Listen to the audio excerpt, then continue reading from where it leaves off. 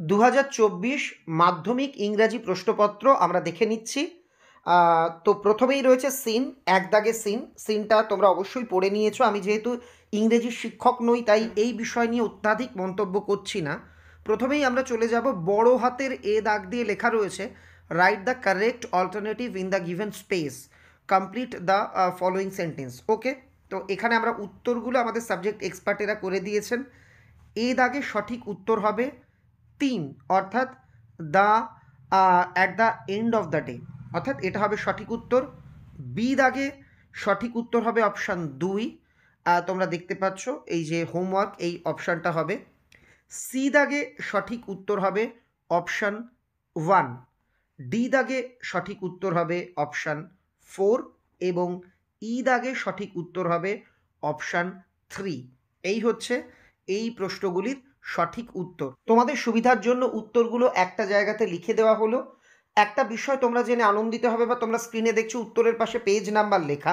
এটা কিসের page number? এটা হচ্ছে মৌলিক লাইব্রেরির তরফ থেকে প্রকাশিত, জিৎ মৌলিক সম্পাদিত ইংরাজির যে নোট বই বা সহায়িকা বই রয়েছে তার পেজ নাম্বার। সেখান থেকে কিন্তু সমস্ত প্রশ্নপত্রটাই কার্যত হুবহু কমন এসেছে। একই সঙ্গে যারা মৌলিক লাইব্রেরির তরফ থেকে প্রকাশিত আমাদের সম্রাট এক্সক্লুসিভ সাজেশন বই পড়েছো, তোমরাও কিন্তু আশা করি অত্যন্ত উপকৃত হয়েছ। এবার আমরা চলে যাব বি দাগে। বি দাগে দেওয়া রয়েছে complete the following sentences with information from the text. এগুলোও কিন্তু আমাদের বইয়ে সব ছিল। তারপর রয়েছে ট্রু ফলস অপশান সিতে। এখানে প্রথমটা হবে ট্রু, পরেরটা হবে ফলস। প্রথমটা ট্রু, পরেরটা ফলস। এবার চলে যাব দু দাগ। এখানেও রয়েছে সিন থেকে দু দাগের এ দাগ যেটা রয়েছে, এ দাগের প্রশ্ন tick the correct alternative to the complete the following sentences. এখানে এ দাগের উত্তর হবে অপশান 4। অপশান 4 হবে এ দাগের উত্তর। বি দাগের উত্তর হবে অপশান 2, অর্থাৎ এখানে তোমরা দেখতে পাচ্ছ অপশান 2। সি দাগের উত্তর হবে, এবং ডি দাগের, সি এবং ডি দুটোর উত্তরই হবে কিন্তু অপশান 1 করে। সি দাগেও অপশান 1, ডি দাগেও অপশান 1। তারপর রয়েছে আনসার দ্য ফলোয়িং কোয়েশ্চেন্স। এগুলোও কিন্তু আমাদের মৌলিক লাইব্রেরির তরফ থেকে প্রকাশিত সহায়িকা বইয়ে ছিল। তোমাদের কেন এটা বলছি? কারণ যারা আমাদের সাজেশন শুনে, আমাদের পরামর্শ শুনে এই বইগুলো সংগ্রহ করেছিলে, আজ কিন্তু তোমরা উপকৃত হয়েছ। এবার রয়েছে আনসিন। আনসিনটা আশা করি তোমরা প্রত্যেকে পড়ে নিয়েছো। আনসিনের কোয়েশ্চেন আনসারগুলোতে আমরা সরাসরি চলে যাচ্ছি। প্রথমেই এখানে রয়েছে টিক দ্য রাইট আনসার, অর্থাৎ এটা এমসিকিউ। এমসিকিউ এর প্রথমটা, এক দাগে সঠিক উত্তর হবে অপশান ডি। দুই দাগে সঠিক উত্তর হবে অপশান বি। তিন দাগে সঠিক উত্তর হবে অপশান ডি। চার দাগে সঠিক উত্তর হবে অপশান বি। পাঁচ দাগেও হবে অপশান বি। ছয় দাগেও হবে অপশান বি।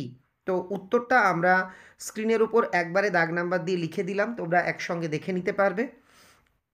এরপর দেখো আরও কিছু প্রশ্ন রয়েছে, ট্রু ফলস রয়েছে, আনসার দ্য ফলোয়িং কোয়েশ্চেন্স, এগুলো দেওয়া হয়েছে। এখন দেখতে পাচ্ছ গ্রামার অ্যান্ড ভোক্যাবুলারির অংশটা, ফিল ইন দ্য ব্ল্যাঙ্কস রয়েছে, ডু অ্যাজ ডাইরেক্টেড এইগুলো রয়েছে। তোমরা থামিয়ে থামিয়ে প্রয়োজন অনুসারে দেখে নিতে পারো। এখানে যেমন কমপ্লেক্স সেন্টেন্সে পরিণত করা, ভয়েস চেঞ্জ, এই রকম কিছু ইনডাইরেক্ট স্পিচে করা, এগুলো দেওয়া হয়েছে। পরের অংশ সি দাগ তোমরা দেখে নাও।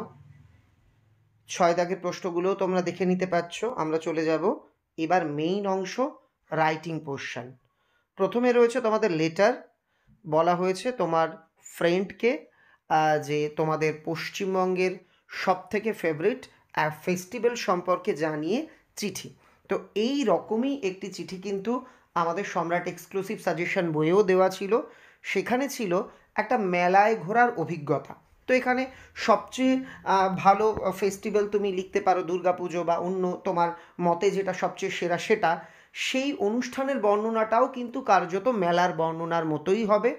অর্থাৎ যারা আমাদের সাজেশন বই পড়েছো তারা ইজিলি এটা প্রয়োগগতভাবে কমন পেয়ে গেছো।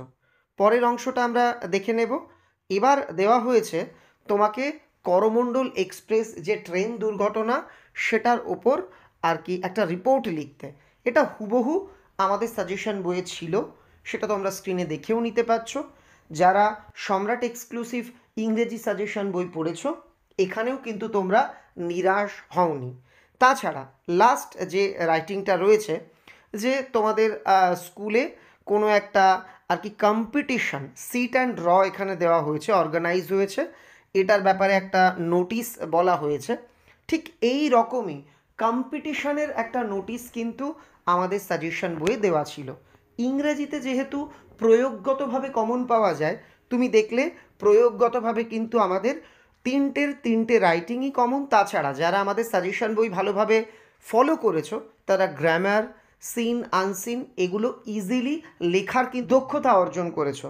কেমন হলো তোমার পরীক্ষা অবশ্যই আমাদের কমেন্টে লিখে জানাতে ভুলো না।